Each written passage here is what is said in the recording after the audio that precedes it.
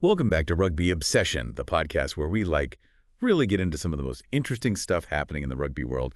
If you are new here, be sure to hit that subscribe button so you don't miss out on any of our deep dives. Speaking of deep dives, today, we're going to be tackling Siya Kolisi's captaincy with the Springboks, specifically what's next for him. Yeah. We've got this great article from the South African called Two Springbok Legends Weigh In on Siya Kolisi's Captaincy Conundrum. It features former captains Corne and Jean de Villiers, and they've got some pretty strong opinions. So Definitely a hot topic for sure, especially with Kolisi's recent statement about, wanting to make that 2027 World Cup squad, potentially at 36 years old. I mean, that's dedication. Oh, yeah, for sure. But, he also knows it's going to be a tough competition for that number 6 jersey. For anyone listening who might not be super familiar with rugby, the number 6 is a key position in the back row. Yeah. Right? They're responsible for stopping the other team's attacks and basically making sure their team gets the ball. Right. Yeah. Like, a good number 6 can make or break a team. Absolutely crucial. And like you said, Kolisi knows it'll be tough. He's even said that getting his spot on the team comes before keeping the captaincy.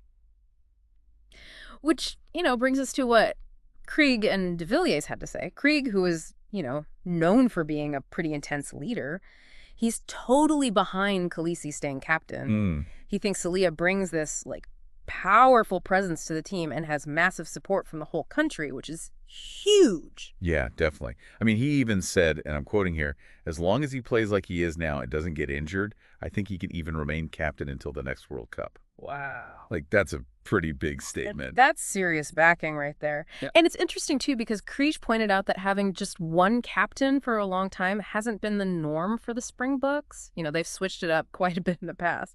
But he thinks Kolisi could really change that. He sees him as the right guy to lead, at least for the next couple of years. Jean de Villiers is on the same page.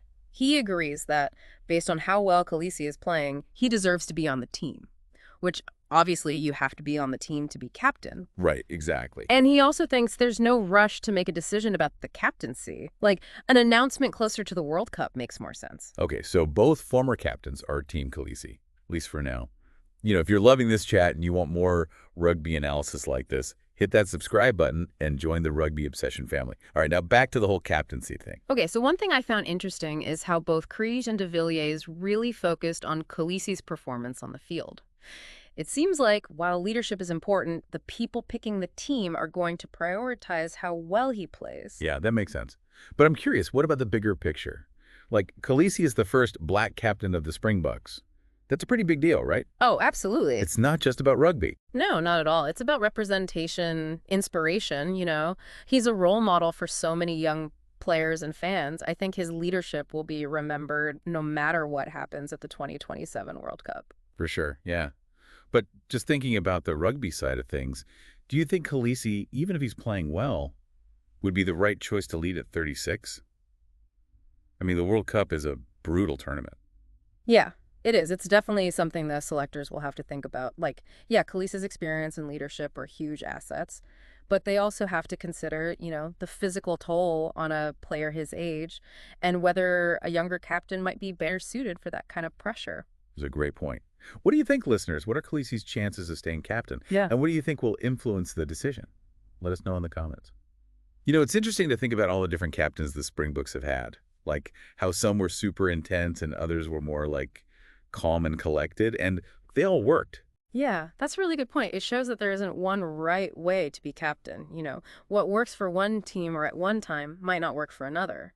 I think what Krige and de Villiers are saying is that Kolisi has found a style that works for the Springbok team right now. He gets respect from everyone, on and off the field, and he brings the team together. Yeah, that's super important, especially for a team as diverse as the Springboks. Yeah. But you mentioned John Smith earlier.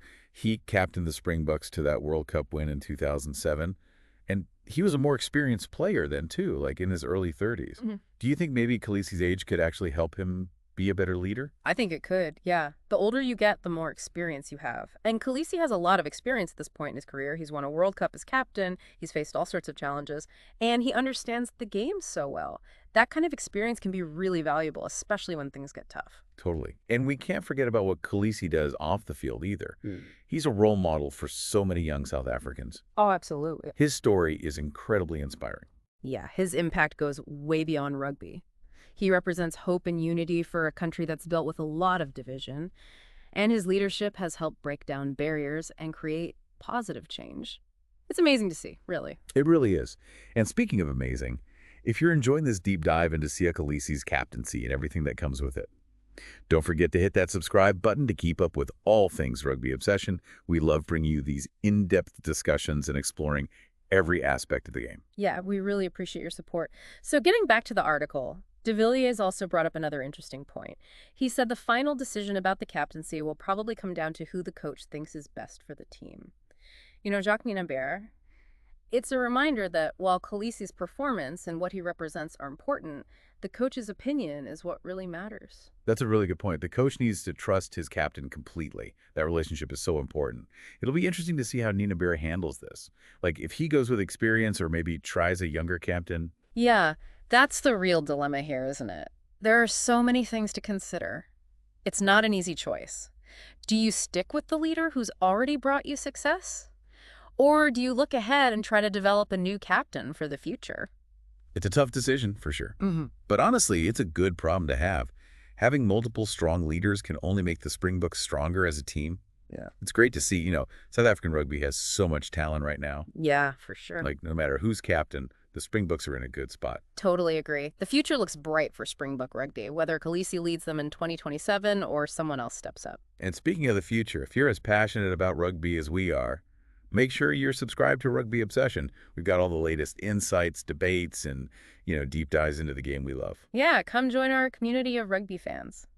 So before we wrap up our deep dive into Siya Kolisi's captaincy, let's go back to what we've learned from Krige and de Villiers.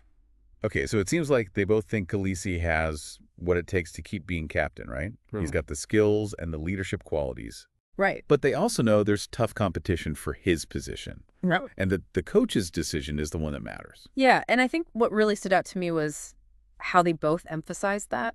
The most important thing is the success of the Springboks as a team. Whether Kolisi stays captain or passes it on, it's about finding the right leader, the leader who can help the team really perform on the world stage. Exactly. Oh. So what do you all think? Will Kolisi lead the Springboks in 2027?